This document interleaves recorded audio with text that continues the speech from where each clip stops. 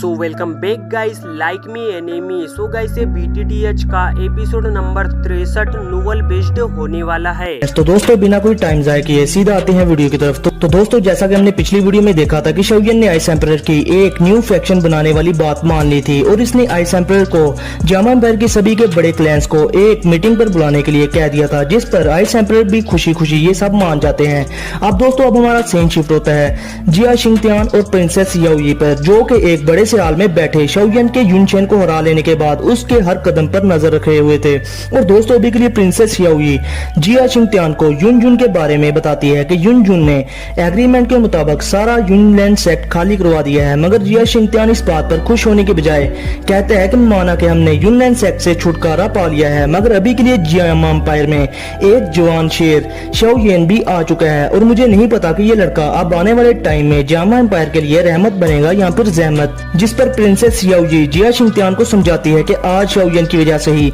यूनलैंड sect और युनचेन मारा जा चुका है, वरना युनचेन तो अकेला ही हमारी इंपीरियल फैमिली को डिस्ट्रॉय कर देता। जिस पर जिया शिंगत्यान जो कि प्रिंसेस याओयी से कहता है कि अभी अभी मुझे खबर मिली है कि शौयन जियामा एम्पायर में एक न्यू फैक्शन बनाना चाहता है और मुझे डर है कि कहीं आने वाले टाइम में जियामा एम्पायर में कोई नया यूनलैंड सेक्ट ना बन जाए। तो दोस्तों अभी के लिए जिया शिंगत्यान को लग रहा था कि कहीं शौयन भी जियामा एम्पायर में फैक्शन बनाने के बाद युनचेन की तरह की हरकतें ना करे, मगर प्रिंसेस याओयी जिया शिंगत्यान से कहती है कि हमारे लिए बेहतर ये होगा कि हम शौयन के खिलाफ कोई भी कदम ना उठाएं, वरना शौयन और उसके साथ क्वीन मेडुसा हमारी इंपीरियल फैमिली को चुटकियों में खत्म कर देगी, जैसे नीले रंग वाले बैंगन ने अवेंजर एंड गेम में किया था। जिस पर जिया शिंगत्यान कहता है कि क्या तुम मुझसे ये कह रही हो कि मैं बस बैठकर शौयन को अपनी न्यू फैक्शन बनाता देखता रहूं। जिस पर प्रिंसेस याओयी जिया शिंगत्यान को बताती है कि शौयन युनचेन की तरह का नहीं, बल्कि शौयन तो रिश्तों और दोस्ती को काफी ज्यादा अहमियत देता है और हमें भी अभी के लिए शौयन की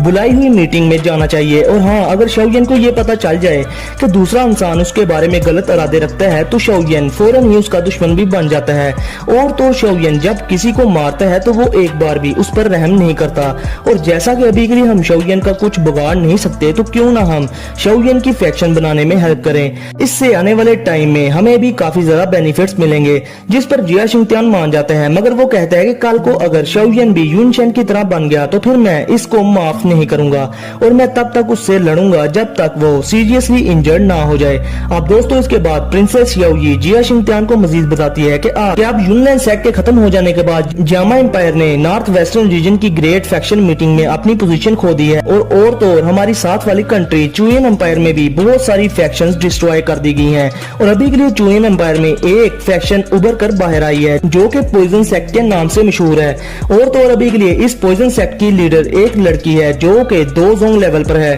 और इसीलिए मैं कह रही हूँ कि अगर हमारे जियामा एम्पायर ने किसी पावरफुल फैक्शन को प्रोड्यूस ना किया तो आने वाले टाइम में नॉर्थ वेस्टर्न रीजन की ग्रेट फैक्शन मीटिंग में चुयन एम्पायर जियामा एम्पायर से बाजी मार जाएगा। जिस पर जिया शिंगत्यान कहता है तो फिर इसलिए हमें अभी भी शौयन पर ही डिपेंड होना पड़ेगा। जिस पर प्रिंसेस याओयी जिया शिंगत्यान के सामने शौयन की और ज्यादा तारीफ करती है। जिस पर जिया शिंगत्यान कहता है कि याओयी क्या तुम्हें शौयन पर इतना ज्यादा यकीन है, मुझे अब ये ना कहना कि तुम शौयन को अपना दिल दे बैठी हो। जिस पर प्रिंसेस याओयी का मुंह लाल टमाटर की तरह सुर्ख हो जाता है। अब जिया शिंगत्यान कहता है कि शौयन काफी ज्यादा टैलेंटेड है और अगर तुम कहो तो मैं तुम्हारे लिए उससे बात करता हूँ। ये अच्छा होगा कि अगर शौयन हमारी इंपीरियल फैमिली का हिस्सा बन जाए। जिस पर अपनी प्रिंसेस याओयी साफ इनकार कर देती है क्योंकि उसने शौयन के क्वीन मेडुसा और युनजुन के साथ रामलीला के किस्से बड़ी देर से सुन रखे थे और इसलिए नहीं चाहती थी कि जो भी उसका हस्बैंड हो तो वो सिर्फ उसे ही यानी कि प्रिंसेस याओयी को ही देखे। लेकिन उसे पता था कि अपना टर्की शौयन तो हर आती जाती लड़की को देखता है। दोस्तों चलो छोड़ो इन बातों को। अब जिया शिंगत्यान प्रिंसेस याओयी की बात सुनकर ना उम्मीद सा हो जाता है और अब इसके बाद वो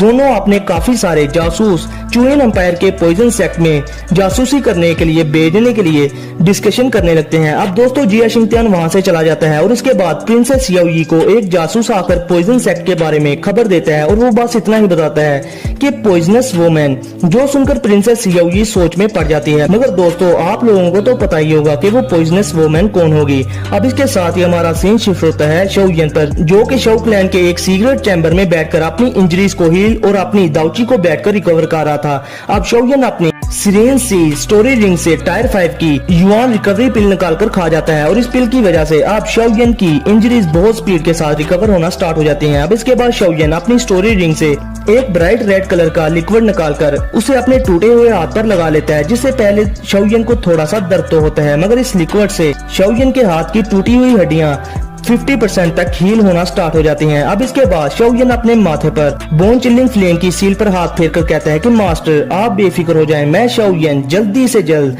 स्ट्रॉन्ग होने के बाद आपको और फादर को हॉल ऑफ सॉल वालों के जंगल से छुड़वा लूंगा। अब दोस्तों इसके बाद शाओयन अपने मास्टर की उस ब्लैक स्टोरी रिंग में अपनी स्पिरिचुअल पावर की मदद से जानकर देखते हैं तो वो मास्टर की स्टोरी रिंग की इतनी खुली स्पेस को देखकर हैरान था, क्योंकि शाओयन की स्वेन सी स्टोरी रिंग भी मास्टर की स्टोरी रिंग के सामने कुछ भी नहीं थी और इसमें मास्टर ने अपनी जिंदगी की जमा पूंजी यानी कि बहुत सारे मेडिसिनल फार्मूलाज और बहुत सारी दाव टेक्निक के स्क्रोल्स बड़े अच्छे से रखे हुए थे। और इन दाव टेक्निक्स में जो दाव टेक्निक्स लोएस्ट क्लास पर थी वो शुआन क्लास दाव टेक्निक्स थी। वो शुआन क्लास दाव टेक्निक्स मास्टर ने अपनी स्टोरी रिंग में रखी हुई थी। बोलो तो मास्टर ने 1 नंबर माल अपनी स्टोरी रिंग में स्टोर किया हुआ था और ये माल अभी के लिए किसी भी दूसरे बंदे के लिए खजाने से काम नहीं था। अब इसके बाद शाओयन इस रिंग में से एक स्क्रोल निकालता है, जिस पर मास्टर ने शाओयन के लिए उसके ब्रदर शाओली की बॉडी से लाइफ ड्यूरिंग पिल का पॉइजनस इफेक्ट निकालने का तरीका लिखा था। अब दोस्तों शाओयन को ये भी पता था कि शाओली की जिंदगी अब बहुत कम ही बची है, इसलिए उसने और शाओली ने इस बारे में अपने बड़े भाई शाओडिंग को नहीं था बताया, क्योंकि शाओयन और शाओली को ये अच्छे से पता था कि उनका बड़ा भाई जितना शरीफ है वो गुस्से का भी उतना ही ज्यादा तेज है और शाओडिंग के गुस्से से बचने के लिए उन दोनों से उससे ये बात छुपाई थी। अब इसके बाद शाओयन स्क्रोल खोलकर रीड करने लगता है, जिस पर मास्टर ने लिखा था कि नन्हे साथी कि लाइफ ड्यूरिंग पिल का मेडिसिनल इफेक्ट बहुत ज्यादा होता है, इवन कि मैं भी इसको तुम्हारे भाई की बॉडी से निकाल नहीं सकता। और जैसा कि तुम्हें पता है कि लाइफ ड्यूरिंग पिल किसी भी पर्सन की लाइफ फोर्स 3 साल तक कर देती है, इसलिए अब तुम्हें अपने ब्रदर को एक मेडिसिनल पिल खिलानी होगी जिससे कि इंसान की लाइफ कुछ सालों तक बढ़ जाती है। और फिर इसके बाद इस लाइफ ड्यूरिंग पिल के इफेक्ट से बचने के लिए तुम्हारे भाई को 2 होंग लेवल का ब्रेक थ्रो करना होगा, यानी कि 2 होंग लेवल का ब्रेक थ्रो करने के बाद शाओली लाइफ ड्यूरिंग पिल की वजह से नहीं मरेगा। और नन्हे साथी इस पिल को बनाने के लिए तुम्हें बहुत सारे रेयर मेडिसिनल इंग्रेडिएंट्स चाहिए होंगे, मगर तुम्हारा टीचर जियाओ जुनजी के लिए ये मुश्किल नहीं। और हाँ, अभी के लिए इस मेडिसिनल पिल का नाम डीप ग्रीन पिल है। अब शाओयन इसके साथ ही पिल को बनाने वाले मेडिसिनल इंग्रेडिएंट्स की लिस्ट भी देखता है और फिर इसके बाद शाओयन इस स्क्रोल को अपने रिंग में वापस डालकर ये रेयर मेडिसिनल इंग्रेडिएंट्स की लिस्ट ओल्ड हाई को देने के लिए बाहर आता है, क्योंकि अभी के लिए आइस एम्परर हाइबदों की माइटियर फैमिली के पूरे जामा एम्पायर में बहुत सारे ऑक्शन हाउसेस और मेडिसिनल इंग्रेडिएंट्स के बड़े बड़े स्टोर्स थे। मगर अब जब शाओयन बाहर आता है तो सामने शाओडिंग और शाओली को प्रिंसेस याओयी से बातें करता देखते हैं, जिस पर शाओयन सोचता है कि यार ये प्रिंसेस याओयी यहाँ पर क्या करने आई है। अब दोस्तों इसके बाद शाओयन प्रिंसेस याओयी से शाओ मेंशन में आने की वजह पूछता है, जिस पर प्रिंसेस याओयी सीधा कहती है कि आपने हमारी इंपीरियल फैमिली को युनशेन जैसी बला से बचाया, क्या आप भी मुझे यहाँ पर आने के लिए कोई वजह देनी होगी। अब दोस्तों प्रिंसेस याओयी शाओयन से न्यू फैक्शन बनाने वाली बात कंफर्म करती है, जिस पर शाओयन कहता है कि मैं ये फैक्शन सिर्फ अपने शाओ क्लैन के लोगों को अपने दुश्मनों से बचाने के लिए बना रहा हूँ, क्योंकि मेरे बहुत सारे दुश्मन हैं। जिस पर प्रिंसेस याओयी हंसकर कहती है तो फिर हमें भी इस पर कोई एतराज नहीं, बस आप फ्यूचर में कहीं युनशेन की तरह ना करना। जिस पर शाओयन कहता है कि प्रिंसेस याओयी आप पुरस्कून हो जाएं, मैं युनशेन नहीं हूँ और जब तक आपकी इंपीरियल फैमिली मेरे शाओ क्लैन के साथ कोई पंगा नहीं लेगी मैं शाओयन आपके सभी के फेवर्स याद रखूंगा। अब दोस्तों प्रिंसेस याओयी शाओयन को इंपीरियल फैमिली की तरफ से कुछ गिफ्ट देकर वहां से चली जाती है और इन बॉक्सेस में अभी के लिए वो इंग्रेडिएंट्स थे जिनसे शाओयन और ज्यादा अच्छे तरीके से रिकवर हो सकता था। अब ये मेडिसिनल इंग्रेडिएंट्स देखकर शाओयन भी कहता है कि मुझे लगता है कि इंपीरियल फैमिली को मेरे जामा एम्पायर में न्यू फैक्शन बनाने पर कोई भी एतराज नहीं। जिस पर शाओडिंग हंसकर कहता है कि शाओयन अभी के लिए इंपीरियल फैमिली तुम्हारे साथ स्ट्रॉन्ग एक्सपर्ट्स को देखकर डर रही है, वरना वो तुम्हें कोई भी फैक्शन बनाने से रोक ही लेते। अब दोस्तों शाओडिंग मजीद कहता है कि एक स्ट्रॉन्ग फैक्शन बनाने के लिए हमें जामा एम्पायर के सभी के बड़े क्लैंस को अपने साथ मिलाना होगा और इस तरह से हमें अपने लोगों को ट्रेन करने के लिए बहुत सारी दाव टेक्निक्स और की मेथड्स भी मिल जाएंगे। जिस पर शाओयन अपनी फैक्शन बनने से पहले से ही कह देता है कि बिग ब्रदर फैक्शन को आप संभाल लेना और जहां तक बात है दाव टेक्निक्स की और की मेथड्स की तो वो आप मुझ पर छोड़ दो। और दोस्तों अभी के लिए आपको तो पता ही है ना कि शाओयन के हाथों में हैंग फैंग की सेरेन सी स्टोरी रिंग और अपने मास्टर की स्टोरी रिंग है जिनमें काफी सारी दाव टेक्निक्स पड़ी हैं। अब इसके बाद शाओली भी कहता है कि शाओयन के रिकवर हो जाने के बाद मैं फिर से ब्लैक कॉर्नर रीजन में शाओ गेट को मैनेज करने के लिए चला जाऊंगा। अब शाओडिंग शाओयन और शाओली से कहते हैं कि जैसा कि तुम लोगों ने मुझे बताया है कि जियानम एकेडमी से बहुत सारे टैलेंटेड स्टूडेंट शाओ गेट को ज्वाइन कर रहे हैं, तो फिर इस तरह से तो आने वाले टाइम में हमारा शाओ गेट तो ब्लैक कॉर्नर रीजन में बहुत बड़ी फैक्शन बन जाएगा और फिर हम फ्यूचर में अपने जियामा एम्पायर वाली फैक्शन और शाओ गेट को मिला लेंगे और फिर इस तरह से हमारी फैक्शन दाउची कॉन्टिनेंट में फर्स्ट रेट फैक्शन बन जाएगी, जिस पर शाओयन भी खुश होकर हाँ में सारा ला देता है। अब इसके बाद वहाँ एक सर्वेंट आकर शाओयन को बताती है मिस नालन जेलन आपसे मिलने के लिए आई है, जिस पर शाओयन कहता है कि ये मुझसे क्यों मिलना चाहती है। अब शाओयन नालन जेलन को अंदर बुलवा लेता है। अब इधर शाओली भी थोड़ा गुस्से में कहते हैं कि मैं भी तो जरा आज उस घमंडी लड़की को देखूं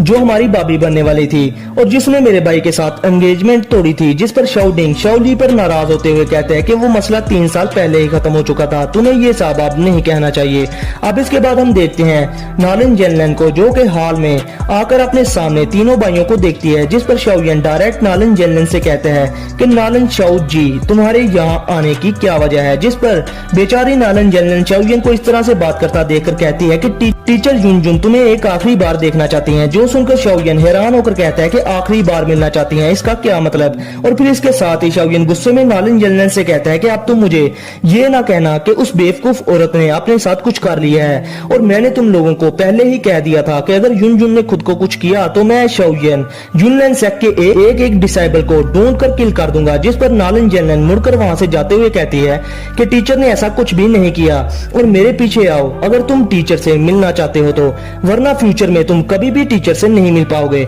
अब शाओयन वहां से नालन जेलन के पीछे जाते हुए अपने मास्टर का वो स्क्रोल शाओली को देकर कहता है कि ब्रदर आप ये सभी के मेडिसिनल इंग्रेडिएंट्स जल्दी जल्दी ढूंढें, जिस पर शाओली समझ जाता है कि ये मेडिसिनल इंग्रेडिएंट्स उसी के लिए हैं। अब इसके बाद नालन जेलन शाओ मैंशन से उड़कर जुनलन सेक के माउंटेन्स की तरफ जाने लगती है, जिस पर शाओयन कहता है कि ये अब आखिर करना क्या चाहती है। और अभी के लिए शाओयन सोचता है कि कहीं नालन जेलन शाओयन को किसी जाल में फंसाकर उस पर धोखे से अटैक ना कर दे, मगर शाओयन को अपने ऊपर यकीन था कि अगर नालन जेलन ऐसा कुछ करती भी है तो वो नालन जेलन को सिर्फ अपने 10 वार करके ही किल कर सकता है। अब इसके बाद नालन जेलन और शाओयन जुनलन सेक में पहुंच जाते हैं और शाओयन आसमान से जुनलन सेक को देखते हैं जो कि अब पूरी तरह से खाली था। और फिर नालन जेलन गुस्से में शाओयन को देखकर कहती है कि क्या तुम जुनलन सेक का ये हाल करके अब खुश हो, जिस पर शाओयन कहता है कि अगर तुम उस वक्त मेरे शाओ क्लैन को देखती जब युनशन ने मेरे शाओ क्लैन को डिस्ट्रॉय कर दिया था तो तुम मुझसे ये बातें ना करती। अब नालन जेलन शाओयन को बड़े गौर से देखने लगती है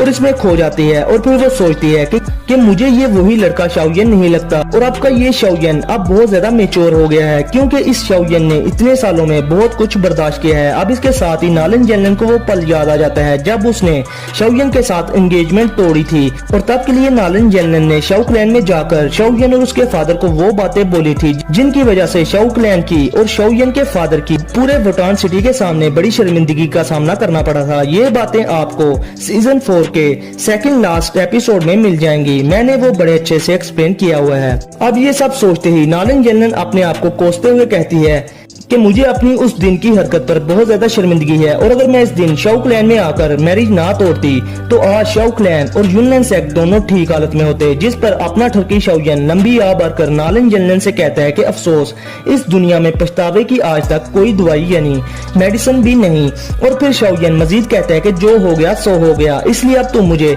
युनजुन के पास ले जाओ, मुझे और भी बहुत सारे काम है। जो सुनकर नालन जेलन अपने पास की गलती पर और ज्यादा शर्मिंदा हो जाती है। अरे भाई शर्मिंदा हो भी क्यों ना, अगर ये उस दिन ठरकी शाओयन से मैरिज ना तोड़ती तो आज ये उसकी बीवी होती। और फिर नालन जेलन कहती है कि शाओयन मुझे नहीं लगता कि उस दिन मैंने शाओ क्लैन में जो भी किया तुम वो आसानी से भूलने वाले हो और इसलिए मैं तुम्हें कहना चाहती हूँ कि मैं नालन जेलन एक बेवकूफ हूँ जो चीजों को अच्छे से पहचान नहीं पाती। और अभी के लिए जो कड़वे फल का दरख्त कुछ सालों पहले मैंने लगाया था मुझे लगता है कि मुझे सारी उम्र अब वो ही खाना पड़ेगा। और फिर ये कहकर नालन जेलन शाओयन को लेकर युनजुन के पास चली जाती है। अब नालन जेलन एक माउंटेन पीक के पास पहुंचकर कहती है कि टीचर उस चोटी पर हैं और फिर इसके बाद मैं और टीचर युनजुन जियामा एम्पायर छोड़कर चले जाएंगे। जो सुनकर शाओयन हैरान हो जाता है और कहता है कि तुम लोग आखिर जाओगे कहां पर, जिस पर नालन जेलन कहती है कि दाउची कॉन्टिनेंट बहुत बड़ा है और मैं भी टीचर के साथ कॉन्टिनेंट में घूमना फिरना चाहती हूँ। अब इसके बाद नालन जेलन वहां से चली जाती है और फिर हम लोग देखते हैं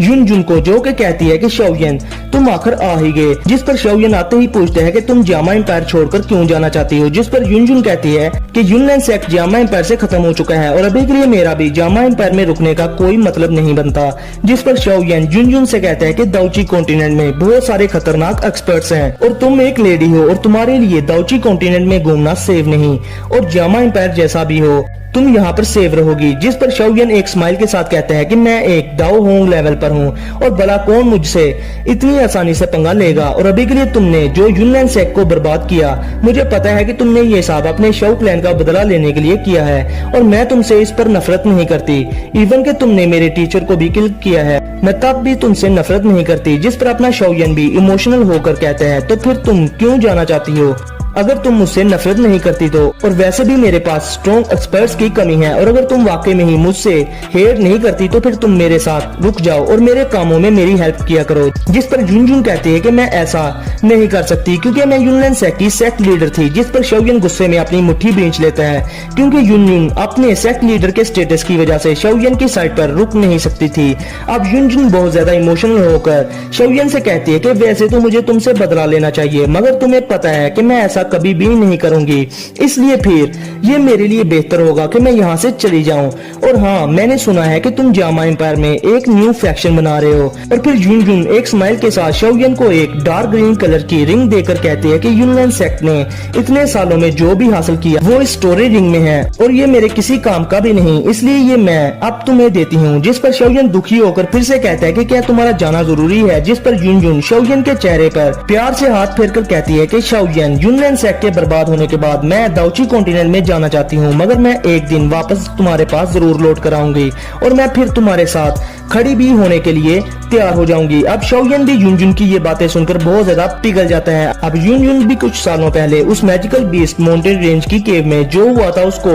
याद करके हंस पड़ती है। जिस पर शाओयन युनजुन के गले लगकर उसे जोर की जप्फी देकर कहता है कि तुम्हारा क्या मतलब है। अब इसके बाद युनजुन शाओयन को वही वेस्ट आर्मर दिखाकर कहती है कि ये वही आर्मर है जो मैंने तुम्हें पहली मुलाकात में दिया था और अब तुम इसको संभाल कर रखना, और जब मैं जामा एम्पायर में वापस लौटूंगी तो तुम्हारे पास ये होना चाहिए। अब शाओयन इसके साथ युनजुन को बाहों में लेकर उसको कर देता है जी किस। जिस पर युनजुन भी सोचती है कि कोई ना बच्चे, शायद ये तेरा आखिरी बार है। फिर हम देखते हैं नालन जलन को जो कि दूर से अपने टीचर और शाओयन की राजलीला को देख रही थी और वो ये देखकर खुश होने की बजाय दुखी हो रही थी, और अब मुझे ना पूछना कि वो क्यों दुखी हो रही थी। अब इधर दोस्तों युनजुन भी शाओयन को जबरदस्ती जामा एम्पायर में अपनी तरफ अभी के लिए रोक कर नहीं रखना चाहता था क्योंकि वो जानता था कि युनजुन बस अपना मन हल्का करने के लिए जाना चाहती है, बाकी वो फिर कभी जामा एम्पायर में वापस आ ही जाएगी। और तो शाओयन युनजुन के लिए स्पेशल फीलिंग्स भी रखता है क्योंकि आखिर उस दिन केव में बेचारी युनजुन ही तो शाओयन का पहला शिकार बनी थी। अब दोस्तों अभी के लिए शाओयन युनजुन के साथ उस माउंटेन पीक पर 3 दिनों तक रुकती है